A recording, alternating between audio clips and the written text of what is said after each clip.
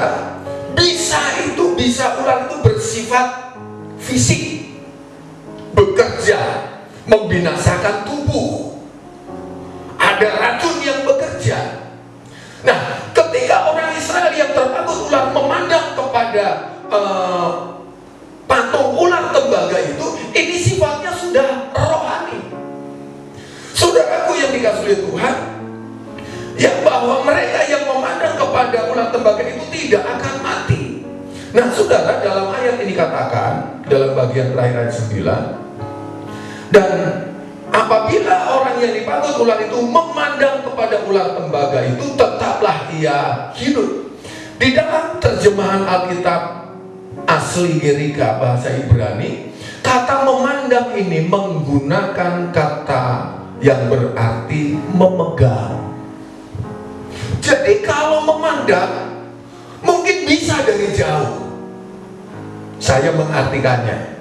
Tetapi kalau memandang, kalau memegang, saudara, ini harus dikerjakan dari dekat. Memegang, atau artinya menyentuh. Jadi setiap orang yang terpagut oleh ular bisa sudah masuk, racun sudah masuk dalam tubuh, tetapi ada jalan untuk tetap dia bisa hidup. Kalau dia memandang, kalau dia menyentuh, kalau dia memegang ular tembaga itu, tongkat ular tembaga itu. Ini sama artinya, bahwa setiap orang dalam ayat yang ke Yohanes pasal 3 ayat yang ke-15, supaya setiap orang yang percaya menerima Yesus sebagai Tuhan dan Juru Selamat, dan memegang dia, ya, menjadikan dia pegangan hidup, menjadikan Yesus itu yang tersalibkan bukan hanya sekedar pajangan, bukan hanya sekedar pribadi yang kita pandang begitu saja, tetapi kita pandang, kita dekati, kita pegang, saudara, maka mereka yang memandang, mereka yang memegangnya akan hidup. Orang-orang percaya pada Yesus, yang menjadikan Yesus pegangan hidupnya, yang menjadikan Yesus dasar kehidupannya, pastilah dia akan terpelihara. Pertama, dia akan terpelihara di tengah-tengah dunia yang ada saat ini, dan keselamatan itu menjadi hal yang pasti bagi orang yang memandang dan memegang Yesus secara pribadi. Nah, saudaraku yang dikasihi oleh Tuhan, upah dosa ini bicara seperti racun yang sudah bekerja dalam diri orang yang terpagut ular. Demikian manusia berdosa, ya, bahwa dosa itu sudah bekerja, tidak ada penawarnya. Firman Allah katakan dalam Roma pasal 3 ayat 23, katakan, karena semua orang telah berbuat dosa dan telah kehilangan kemuliaan Allah. Semua orang tidak ada terkecuali sudah berdosa, sudah kehilangan kemuliaan Allah, sudah terkena pagutan ular itu. Ya, racun itu sudah mulai masuk dalam tubuh setiap orang, saudaraku.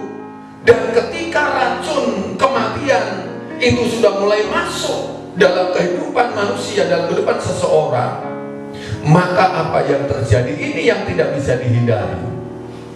Roma 6 ayat 23 di sini katakan, sebab upah dosa atau akibat dosa, akibat racun itu ya adalah maut. Sebab upah dosa ialah maut. Inilah faktanya, saudara.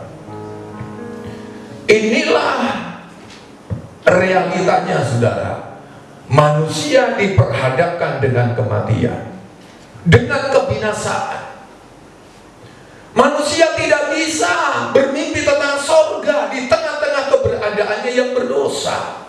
Tetapi sama seperti semua orang yang memandang kepada patung ular tembaga itu, mereka selamat tidak mengalami kematian. Demikianlah di tengah-tengah kehidupan manusia yang berdosa, jika dia percaya pada Yesus, jika dia memegang Yesus, menjadikan Yesus dasar hidupannya, maka dia akan diselamatkan. Katakan amin.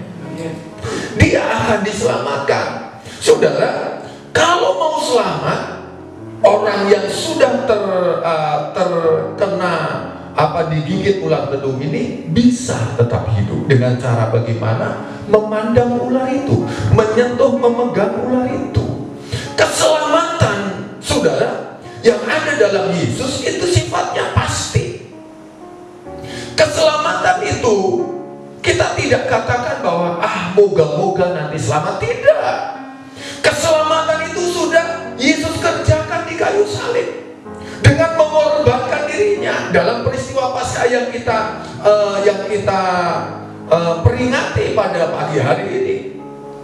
Efesus pasal 2 ayat 8 di sana dikatakan, sebab oleh kasih karunia kamu diselamatkan. Saudara, orang Israel yang terbangkit ular pada zaman Musa, mereka mau berusaha bagaimanapun untuk mereka bisa tetap hidup sia-sia. Tidak ada satu orang pun yang mampu bisa memberikan obat untuk membuat mereka tetap hidup ketika racun itu sudah mulai bekerja.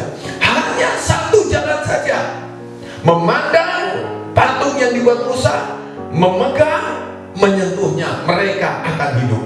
Dan ternyata memang demikian. Saudara, keselamatan yang Tuhan anugerahkan sifatnya kasih karunia, pemberian. Katakan amin. Hanya kita dengan memandang Yesus, percaya, menerima Dia, keselamatan itu menjadi bagian kita. Efesus 2:8 katakan, sebab karena kasih karunia kamu diselamatkan oleh iman, itu bukan hasil usahamu, tapi pemberian Allah. Satu hal yang pasti, hukum, ya, di dalam hukum Tuhan, upah dosa adalah maut. Tidak bisa tidak. Tidak ada seorang pun bisa menghindar dari hukum ini. Upah dosa, hasil akibat daripada dosa adalah maut atau kematian. Nah sekarang, kalau dikatakan yang memandang menerima Yesus selamat, saudara, apa yang telah terjadi sebenarnya? Saudara, upah dosa adalah maut, tidak bisa dirubah. Nah bagaimana kita yang berdosa bisa kita hidup kekal, tidak mengalami kematian, kebinasaan? Sebab upah dosa itu sudah diambil alih oleh Yesus. Yang seharusnya itu menjadi bagian kita karena keberdosaan kita, tetapi karena kita memandang Dia, memandang Dia, keselamatan itu jadi bagian kita. Dan upah dosa itu tetap ada maut, tetapi itu sudah diterima, dialami, sudah ditimpakan kepada Yesus. Saudara, di dalam Kolose pasal 2 saya membaca dalam ayat 13 dan 14, demikian firman Tuhan, kamu juga meskipun dahulu mati oleh pelanggaranmu, dan oleh karena tidak disunat secara lahiriah, telah dihidupkan Allah bersama-sama dengan Dia sesudah Ia mengampuni segala pelanggaran kita dengan menghapuskan surat hutang. Dosa itu di dalam Alkitab dikatakan seperti hutang. Nah, dengan menghapuskan surat hutang atau surat dosa itu, yang oleh ketentuan-ketentuan hukum, menurut ketentuan hukum yang berlaku, mendakwa dan mengancam kita, yang seharusnya binasa itu harus mati, dan itu ditiadakannya dengan cara bagaimana? Dan itu ditiadakannya dengan memakukannya pada kayu salib. Harus ada yang dikorbankan. Kita selamat tetapi harus ada yang dikorbankan. Siapa yang menjadi korban? Itulah Yesus yang menjadi korban. Itulah Yesus anak domba Allah yang tidak bercacat celah, yang telah menjadi korban. Agar apa? Dia mati, dia jadi korban, agar kita hidup. Saudara, di dalam Roma pasal yang kelima Roma pasal 5 ayat yang ke-6, saya membaca begini. Karena waktu kita masih lemah, Kristus telah mati untuk kita orang-orang durhaka, pada waktu yang ditentukan oleh Allah. Nah saudara, lalu dalam Roma, ayatnya kembali dalam ayat yang ke-8, ayat yang ke-9, ayat 8. Jadi jika kita telah mati dengan Kristus, kita percaya bahwa kita akan hidup juga dengan Dia. Ayat 9. Karena kita tahu bahwa Kristus sesudah Ia bangkit dari antara orang mati, tidak lagi mati, maut tidak berkuasa lagi atas Dia. Haleluya. Saudaraku yang dikasihi oleh Tuhan, ya, saya membaca lagi dalam pasal 5 ayat 8. Akan tetapi Allah menunjukkan kasih-Nya kepada kita oleh karena Kristus telah mati untuk kita ketika kita masih berdosa,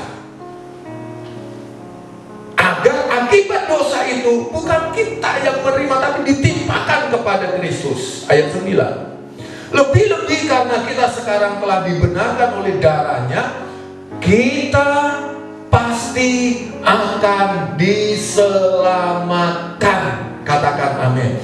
Kita pasti akan diselamatkan. Saudara, keselamatan itu tidak ada pada yang lain.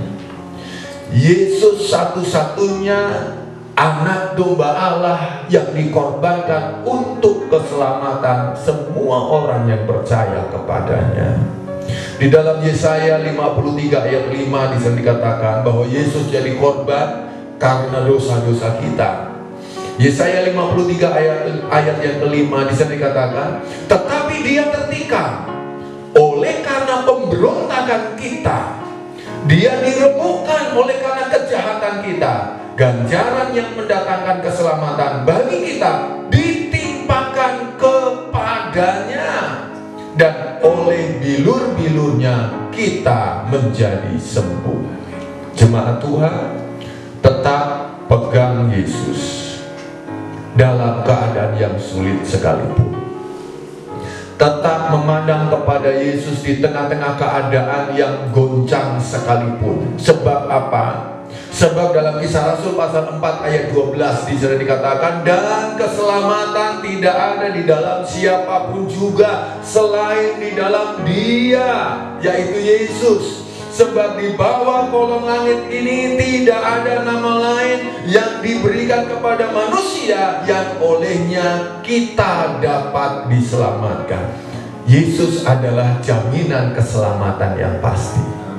Kita bukan hanya sekedar beragama Kristen, kita bukan hanya sekedar percaya Yesus, tapi kita menerima Dia secara pribadi. Yesus bukan hanya jadi pajangan, tapi Yesus menjadi dasar bahkan pegangan hidup kita. Hidup kita di dunia dijamin oleh Tuhan. Hidup kita setelah tinggalkan di dunia, setelah tinggalkan dunia ini pun Tuhan sudah siapkan sorga. Bahkan firman-Nya katakan, kewarganegaraan kita adalah sorga. Tuhan Yesus memberkati kita sekalian.